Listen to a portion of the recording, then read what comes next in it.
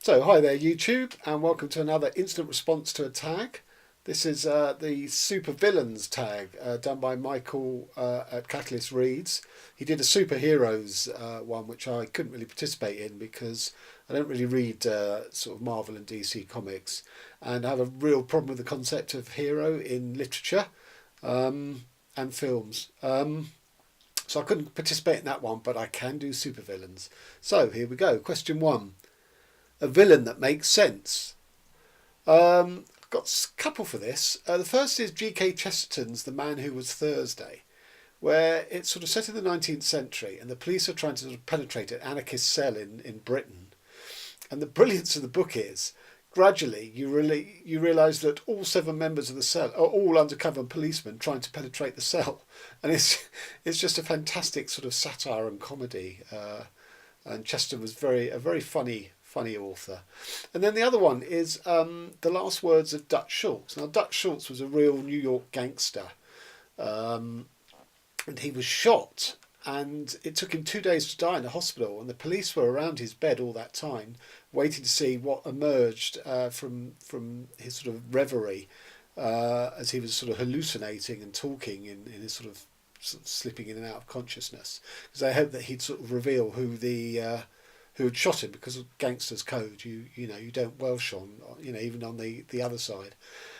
So Burroughs has taken that transcript of those words, which was basically a sort of that thing of your life passes before your eyes as you're about to die, but for Schultz it was on slow-mo because it took 2 days. So Burroughs sort of takes that starting point of the transcript and fills it out with sort of both sort of realist and also surrealist sort of details about Schultz, about how he would have become this sort of ruthless gangster. And it's just a great book.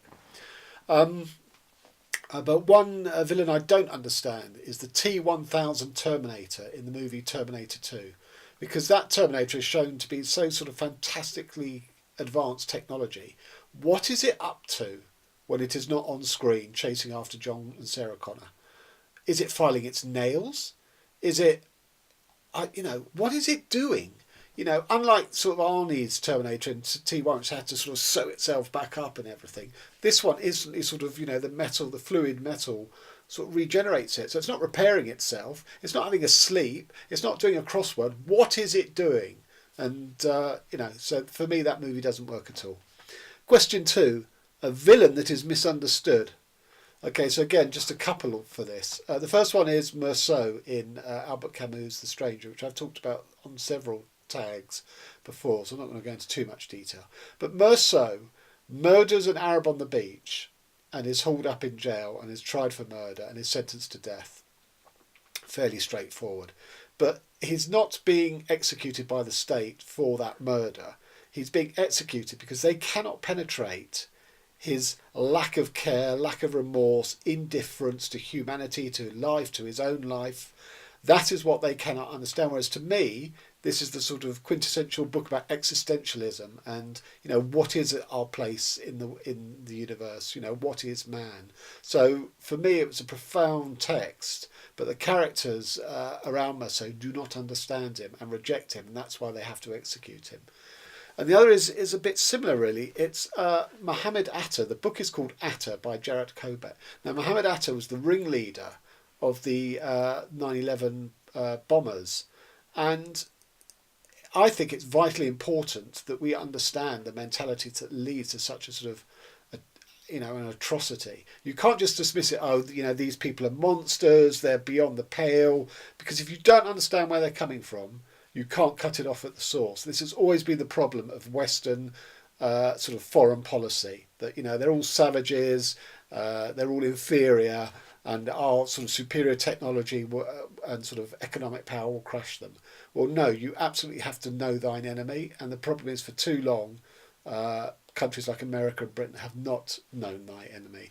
And it's a brilliant book in insight. It's research heavy, but it wears its research quite lightly, and it's actually a work of literary fiction. There's some fantastic sort of bits of writing in there.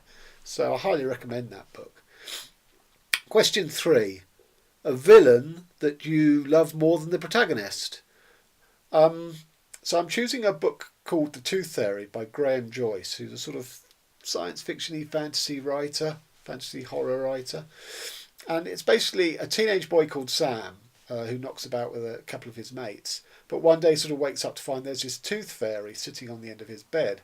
And it's a sort of projection of a male adolescent who's sort of on the cusp of sort of puberty and sexuality, but it's also sort of a bit of an imaginary friend. But it's quite persecutory, this tooth fairy. It's not terribly nice to Sam, but he's far more interestingly rendered than Sam. He's just a sort of standard teenage boy. But the tooth fairy, there's a lot of sort of different sides to him. Sometimes he's nice, sometimes he isn't. Sometimes he appears male, sometimes he appears female. There's almost a sort of suggestion of sort of incubus succubus about him, and it's just a very worthwhile book. And he's a great villain. Next question. 4. A villain that you want to succeed. Dick Dastardly. I want Dick Dastardly and Muttley to win one of the wacky races. Simple. I loved the wacky races as a kid, and I always liked the tank. And I did sort of keep score as to who won. And I know on online now there's a table of who won the most races. And of course Dick Dastardly and Muttley never won one because they were so busy cheating and trying to nobble the other competitors that if they'd actually kept on driving, without any of that diversion, they actually would have won their fair share of races. So, no, but he didn't figure that out. 5. Your favourite female villains. Okay. The first one is Lolita, and this is sort of difficult because she's not a villain in one sense because she was a vulnerable child that Humbert preys on, and yet she's not entirely innocent. She also plays him to some extent.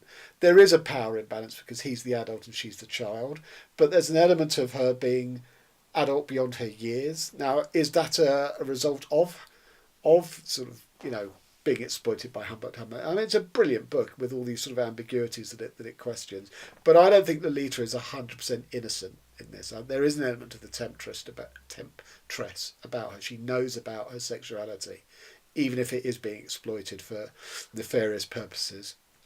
And the other one would be, Isserley in Michel Faber's Under the Skin, which is a brilliant book where an alien takes the guise of a sort of female seductress who's just driving up and down the roads of Scotland, many of which are quite isolated, and she picks up male hitchhikers. And she seduces them, and they end up as sort of slabs of meat for her alien race because human beings are very tasty to them. And she's just a great villainess. It's a brilliant book. I've seen the film, and the film isn't very good. It's very arty, but it lacks the depth that Faber's writing of Isserley is. And then a bit of self-promotion. I'd just like to offer a character from my debut novel. She was called Karen Dash, and the novel was called A, B and E. And she was a woman in two very male worlds. One was academia, where she was the wife of a don, a professor, but wasn't one herself. So she had to appear on his arm at sort of university events, but in her own right, she was just as bright as him, and she fell foul of that world. And then the second world is the criminal world, whereby basically she was a gangster's mole, and she was. She survived in that and she was tough, but eventually she made a mistake. She was unfaithful to him with the chauffeur and had to flee for her life. Her death is faked in the book, and she ends up on Kavos, which is a holiday resort in Corfu. And it's a sort of one of those sort of sex and booze resorts that the British youth love to go to, and she's considerably older than them, and she has no means to support herself. So what she does basically, she spins these stories in a sort of Scheherazade fashion to get free drinks from these guys, and she occasionally sleeps with them. So she's not a villain. She's been in a villainous lifestyle through being a mole, and she's the bulk of the book where she's in Kavos. She's not really a villain, but she is villainess. Villainous, not villainess. She tells lies, she exploits people, and you never quite know what the level of truth about her is. So I just like to put that one in. Okay, question 6. A villain that you would erase from literature and or history. I can't really think, if you erase a significant villain from literature, then you wouldn't have the book, presumably. For example, I would erase Patrick Bateman, but then I'd erase the book, or not erase it because I don't believe in censorship, but I'd like to return to the Garden of Eden state where I'd never read it. But you can't do that. And obviously if you take Bateman out of that novel, you have no novel. So I can't speak for literature. In real life, it's very simple. It's the people who have destroyed popular music. So that's Simon Cowell with his sort of TV reality talent shows for the talentless that then spurn record contracts. Whereas, hard-working bands can't get ahead in the music business at all. And Louis Walsh, and all that boy band stuff exploiting, prepubescent girls, cusp of sexuality stuff. These horrendous, talentless, groups of boys that are completely prefabricated. This one has that physical look, that one has that physical look, this one can dance, that one can, I don't know, whatever. I wish they were eradicated. Harsh but true. Question 7. Who would have been the greatest villain? Who has been the greatest villain in your life? Margaret Thatcher, who destroyed Britain in terms of divide and rule, and we've never really recovered. It's not the same country as we were pre-80s. I mean, there was lots of things wrong with Britain in the 70s and the early 80s, but Thatcher just exacerbated that.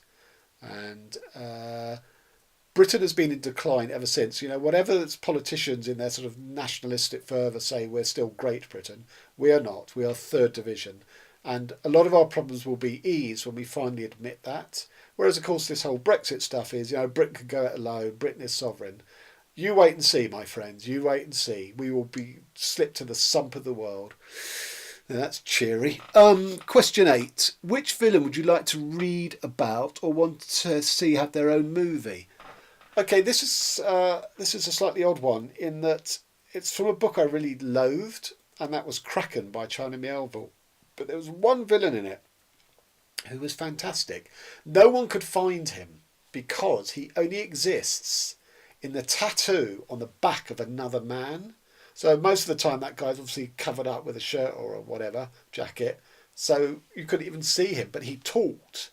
He was literally in the canvas of that tattoo, and he would talk and he would issue orders. And I would love to see a film of, based around that concept. I think it's genius. And it'd be an interesting acting, I suppose you'd use green screen and all of that, but it'd be an interesting sort of acting challenge as well to do that. And finally, which of your favourite Booktube villains do you tag? There aren't any Booktube villains. They're all lovely people. They're all heroic, even though I have a problem with the concept of heroes in literature. And there aren't any villains. They're all offering their passion and their views on books for free. So I'm tagging everyone because none of them are villains. So there you go. Those are my answers. Thanks very much to Michael at Catalyst Reads. I will produce his origin video down below. And till next time.